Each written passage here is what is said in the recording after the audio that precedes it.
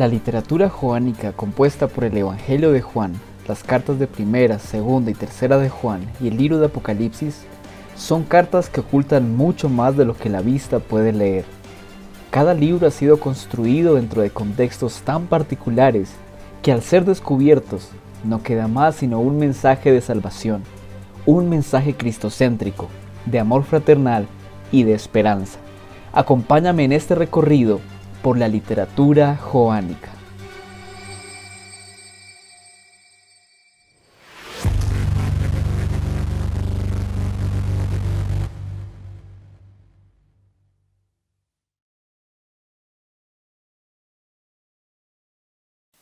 Las cartas de Juan deben ser entendidas como diferentes al cuarto evangelio, pero de alguna manera están en sintonía y conectadas y directamente implicadas con el cuarto evangelio. Ya mencionaremos y desarrollaremos esta idea más adelante. En primer lugar, es necesario indicar que la primera carta de Juan fue escrita en griego ático y que tiene una redacción idéntica a la del cuarto evangelio, mientras que la segunda y tercera carta de Juan tienen un griego jónico con una redacción bastante diferente. Con respecto al autor, hay varias teorías. Generalmente se acredita la carta número 1 de Juan a la comunidad del discípulo amado, ya que el Evangelio de Juan y la primera carta de Juan se le considera que tienen el mismo autor, mientras que la segunda carta y tercera carta de Juan se considera que tienen un autor diferente.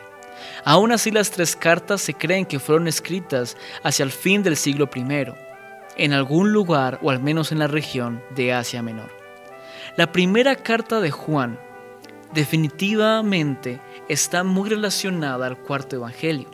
Toda esta carta da varias vueltas en los mismos temas. De hecho, hay muchísima repetición sobre las ideas principales.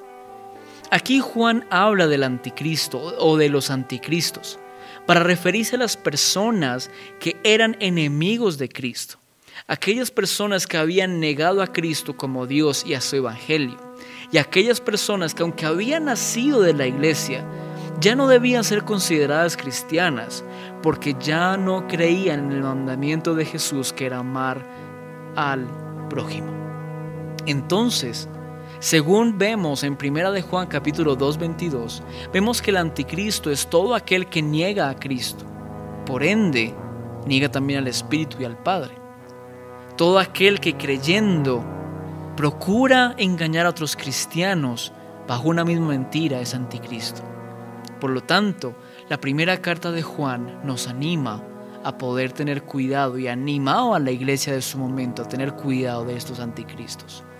Cuando hacemos un análisis propio e individual de la carta de Juan y construimos un bosquejo, vemos que la introducción entre los versículos 1:1 y versículo 1 al 4 presenta a Jesús como la vida. Jesús es la vida, diciendo que la vida en Jesús es buena y completa. Luego podemos encontrar al menos 3 secciones. La sección A, que está en relación al tema de que el mandamiento principal es el amor, y que el mandamiento del amor, es el argumento fundamental de la carta, tomando como base la carta del cuarto evangelio, que tiene como base el amor fraternal como el nuevo mandamiento. En esa sección A encontramos la parte 1 entre los versículos 1:5 a 1:10, donde vemos que Dios es luz y la luz es hacer lo correcto. Por lo tanto, los cristianos deben decir y hacer lo correcto. Luego la parte 2 viene desde el versículo 2:1 al 2:6, donde vemos que conocer a Dios se evidencia si le obedecemos. La parte 3 de los versículos 2:7 a 2:17 nos deja ver que le obedecemos a Dios al obedecer el mandamiento de amar a los demás. Luego viene la sección B, bajo el tema de los enemigos de Cristo. El amor identifica a un hijo de Dios y el resultado de esta atención, donde encontramos la parte 1 del 2:18 al 2:29, donde el autor anima a no escuchar a los enemigos de Cristo, a los anticristos. Luego la parte 2 de los versículos 3:1 al 3:10, donde se anima a amar a otros, porque amar a otros es nuestra identidad como hijos de Dios. Y luego la parte 3, que es del versículo 3:11 al 3:24, donde se dice que por amar al prójimo los cristianos eran odiados, pero aún así se les anima a perseverar.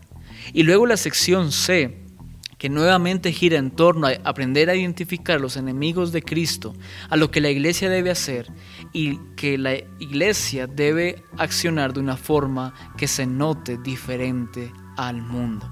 Vemos entonces la parte 1 de los versículos 4:1 al 4:6, donde aprendemos a cómo identificar a los enemigos de Cristo, o sea, a los falsos cristianos. Luego la parte 2 de los versículos 4:7 al 4:21, donde se anima a amar al prójimo entregándonos a nosotros mismos. Y luego la parte 3 de los versículos 5:1 a 5:12, donde dice que si hay fe debemos amar y que creer en Jesús debe notarse en nuestras acciones hacia los otros. Y termina con una conclusión entre los versículos 5:13 y 5:21, bajo el tema confíen y cuídense. Confíen en que tienen la verdad, en que son hijos de Dios, en que su identidad como hijos de Dios es amar a otros, y anima a la iglesia a cuidarse de aquellos que engañan a otros.